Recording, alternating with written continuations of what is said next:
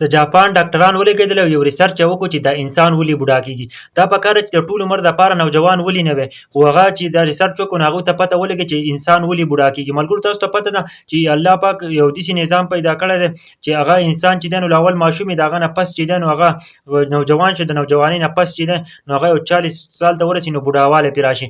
ملګرو نو هغه هم وایسي ویل که نه چې انسان ولې بوډا کېږي. اصل وجه څه کېدلی شي چې دا انسان نه بوډا کېدی، ټول عمر دپاره موږ یو داسې کار وکړو چې دا انسان ټول عمر دپاره نوجوان وي.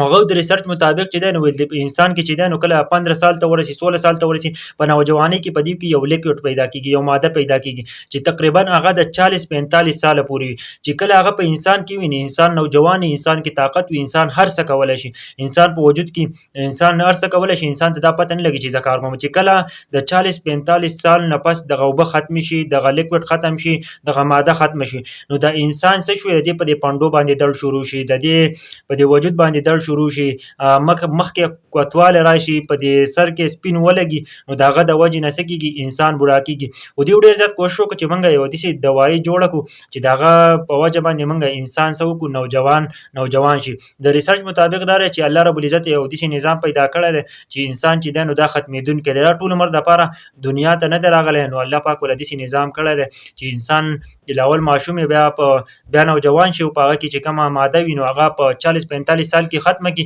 نو انسان د وجود کمزوروالی شروع کړي، د وجود چې دی نو دا درد شروع کړي، نو د هغه د وجې نه انسان کمزوری کېږي. ملګرو الله پاک چې وغواړي انسان چې دی نو په سوونو په زرګونو کالو هم ژوندی ساتلی شي او دغه اوبه پکې نشي ختمولی، لیکن دا انسان چې دی نو دا ختمېدونکی دی. تاسو ته پته ده په دې دنیا کې که تاسو سوچ وکړئ نو ډېر پیغمبران چې دي نو چا 900 کاله عمر دی، چا 1000 کاله، نو هغه دې وجې نه چې الله رب العزت پکې دغه ماده نه ختموله. چې په انسان کې دغه ماده ختمه شي، دغه لیکوډ ختم شي، نو انسان خود به خود شي بوډاوالی شروع کړي. ځکه چې دا ریسرچ یې شروع کړو ویل چې صحیح سي دوایي وي، دوایي موږ جوړو چې د هغه نه د انسان چې دی نو ټول عمر نوجوان شي. او الله رب العزت الله موږ له ښایسته دین راکړی دی، اسلام دی.